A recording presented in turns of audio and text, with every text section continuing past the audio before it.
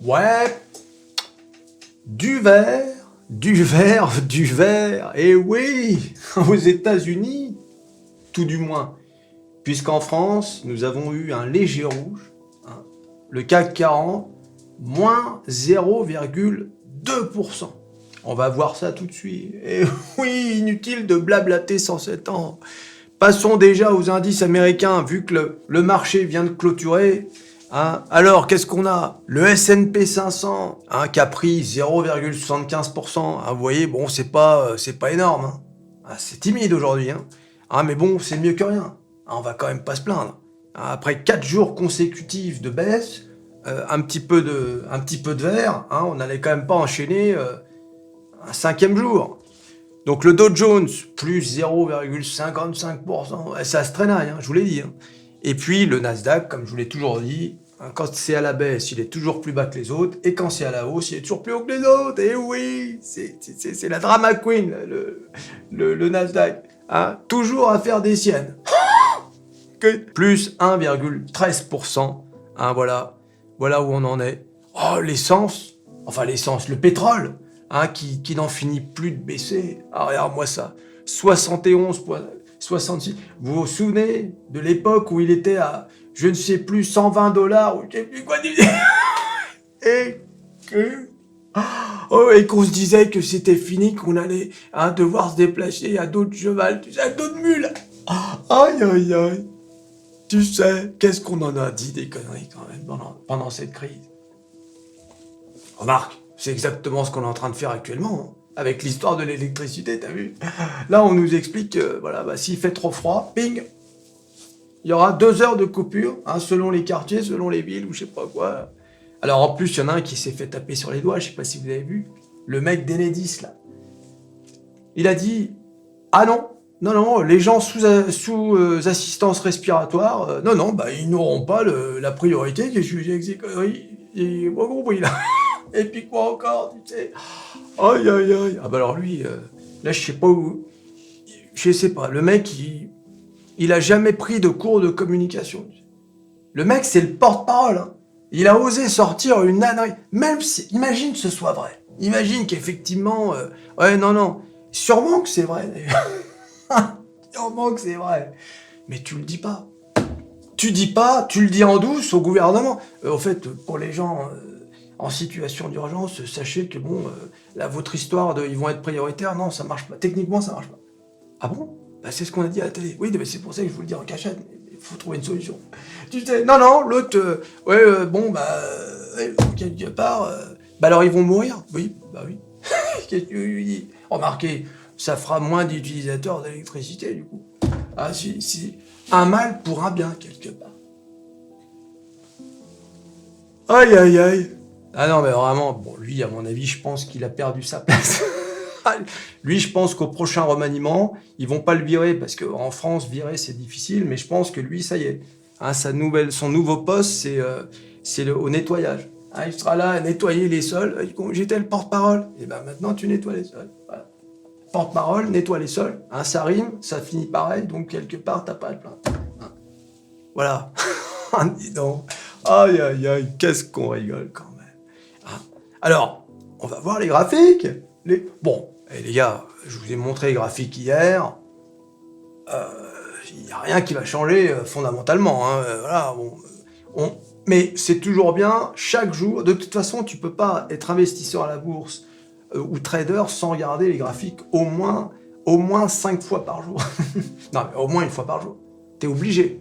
Hein, sinon, tu vas être perdu. Hein, toujours regarder les graphiques. Hein, on va commencer par le CAC 40. Le CAC 40, qu'est-ce qu'il a fait? Bon, avec un moins 0,20%, tu t'imagines bien qu'il a pas...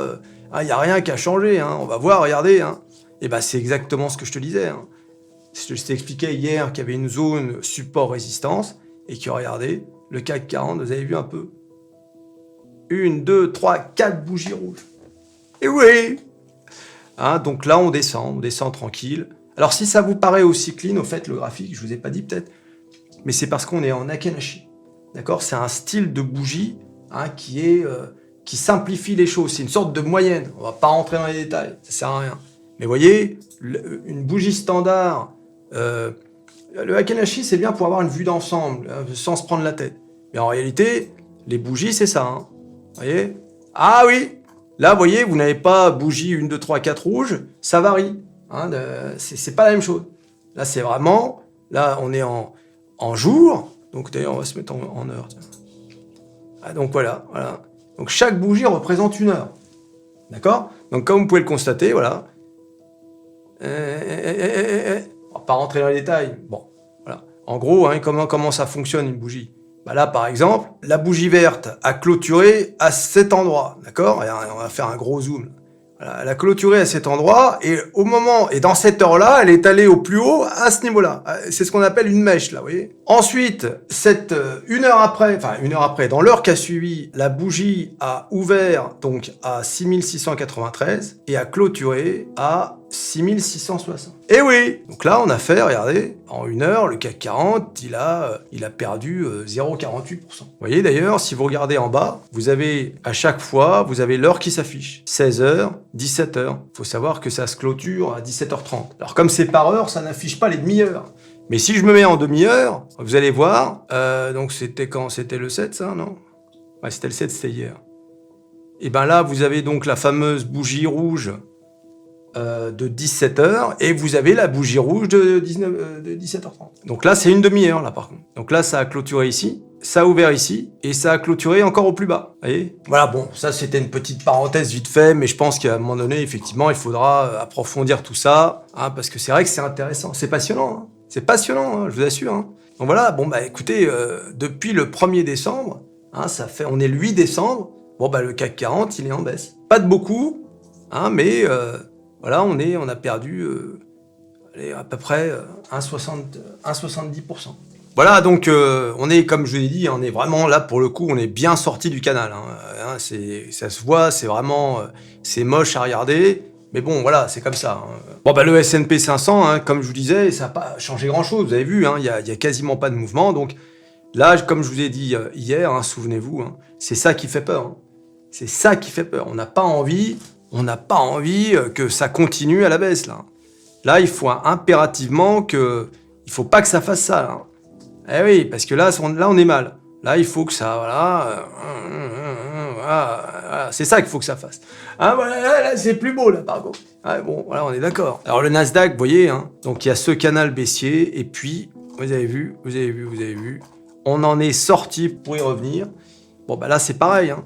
Il faut pas qu'on revienne comme ça, et qu'on descende. Non, il faut qu'on traînaille là, et puis qu'on monte, hein, parce que c'est pas bon, là. C'est pas bon du tout, ce qui se passe. Et le Dow Jones, eh ben, c'est très simple. Le Dow Jones, c'est copie conforme du CAC 40.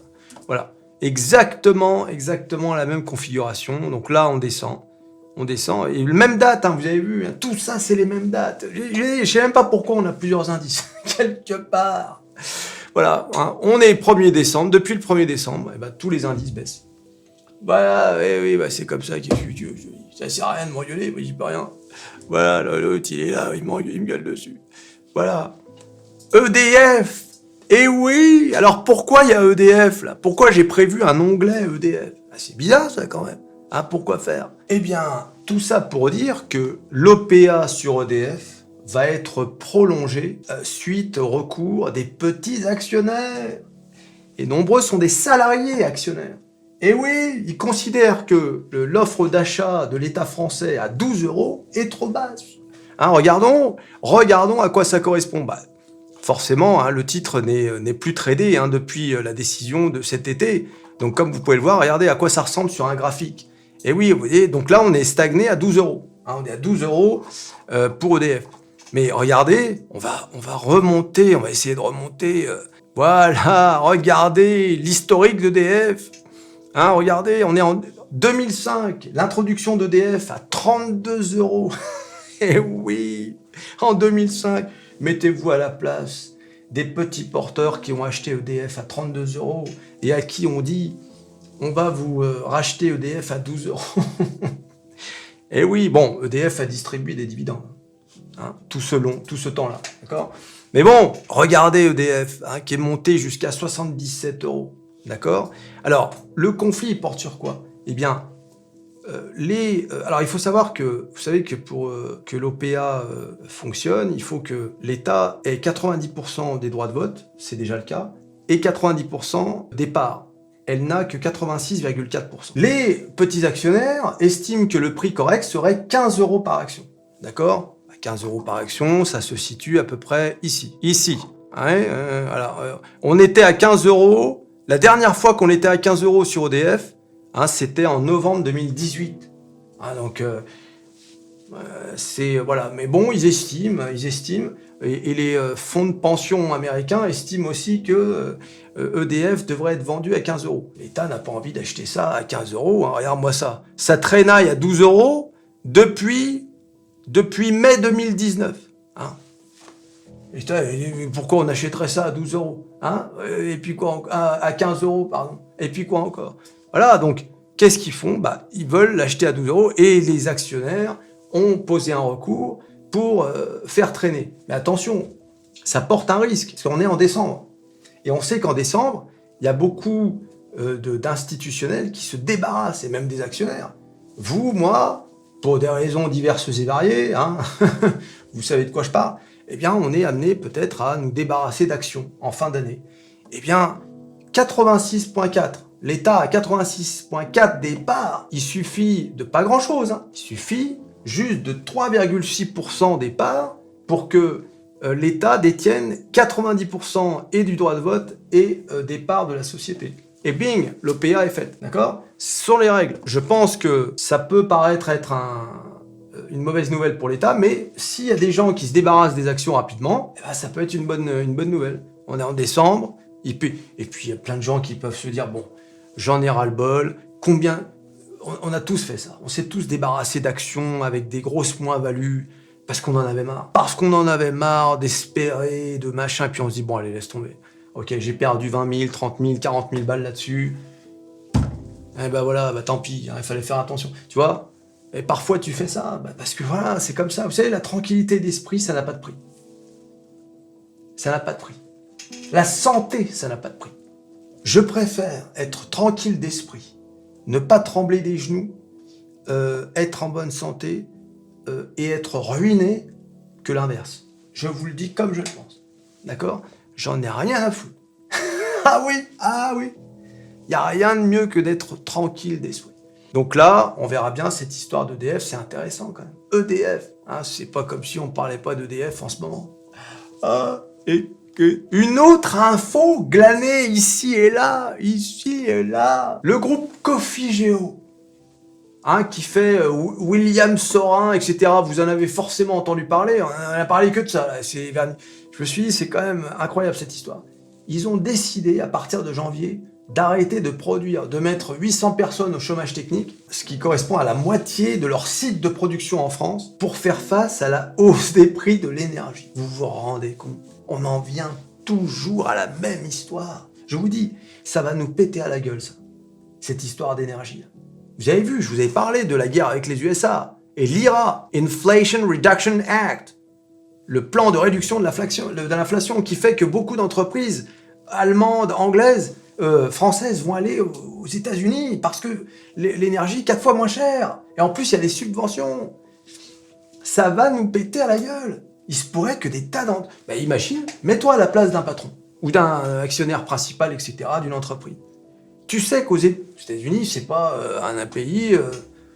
c'est stable quand même. Stable, riche, etc. Il y a des infrastructures. Qu'est-ce que tu vas faire? On t'explique que non seulement tu vas récolter de l'oseille à t'installer là-bas, mais en plus de ça, 4 fois moins cher l'énergie. Réponds. Mieux encore, on t'explique, oublie l'entreprise, prends toi et ta famille, on t'explique que si tu vas t'installer aux États-Unis, non seulement tu auras des subventions, mais en plus, tout est 4 fois moins cher. Le loyer, l'électricité, tout. La consommation des biens, qu'est-ce que tu vas faire? Tu vas y réfléchir à 3 fois avant de te dire non, je reste en France. Tu seras déjà en train de faire ta valise que l'annonce n'aura même pas été terminée. Tu vois? Eh oui. Donc il faut se mettre... Là, c'est un gros problème, cette histoire de William Sorin. William Sorin, tu sais, on a tous entendu ça. Tu sais. Donc, si on en est là, c'est pas bon. C'est pas bon du tout, les gars. Cette histoire d'énergie, ça va nous exploser à la gueule. Et en parlant de ça, vous avez vu les images de Nord Stream, là, hein, le gazoduc qui a été percé. Hein. Donc ça a été fait, ils ont dit que ça n'a pu être fait que par des gros explosifs. Aïe, aïe, aïe, on se demande qui a fait ça. Alors chacun a sa théorie, hein. Certains disent les Russes, d'autres les Américains. Moi, je suis toujours épaté par les gens qui affirment les choses sans doute, tu sais, sans aucun doute. Ils sont persuadés que c'est un tel ou un tel. Moi, je te le dis comme je le pense, j'en ai aucune idée. D'accord? Je sais que dans les commentaires, vous allez me dire « Oh, t'es naïf, tu sais très bien que c'est eux, tu sais... » Qu'est-ce que j'en sais? Qu'est-ce que j'en sais? Moi, je suis un petit boursicoteur, un petit trader, un petit quelque chose, une petite pièce. Toi, apparemment, tu sais. Moi, je sais pas. Hein? Mais bon, en tout cas, hein, c'est pas un gars qui passait par là avec une canne à pêche, hein, et un radeau qui a explosé le truc. Il est évident que c'est l'affaire de professionnels. Ça, on le sait. Hein, c'est pas un requin qui a mordu dedans. Et oui. Eh oui, qui a fait ça?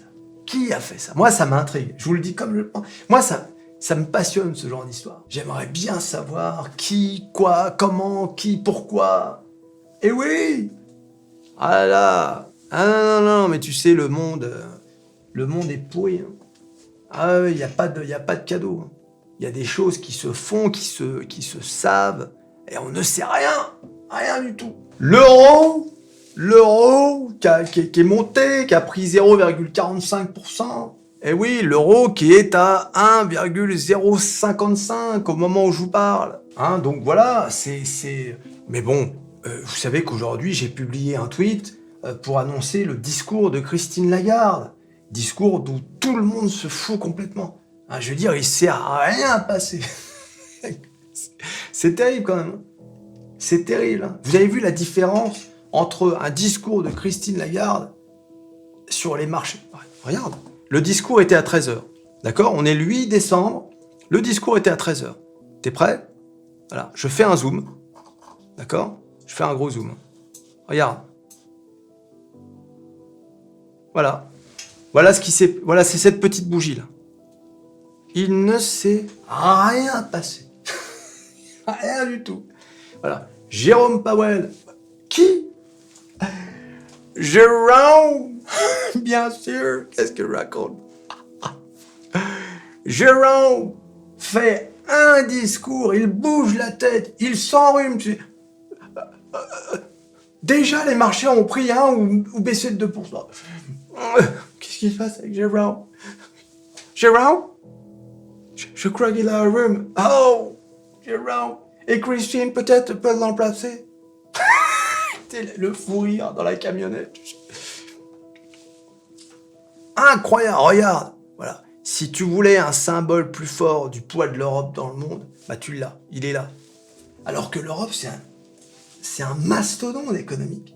500 millions d'habitants, enfin, avec des pays comme l'Allemagne, la France, l'Italie.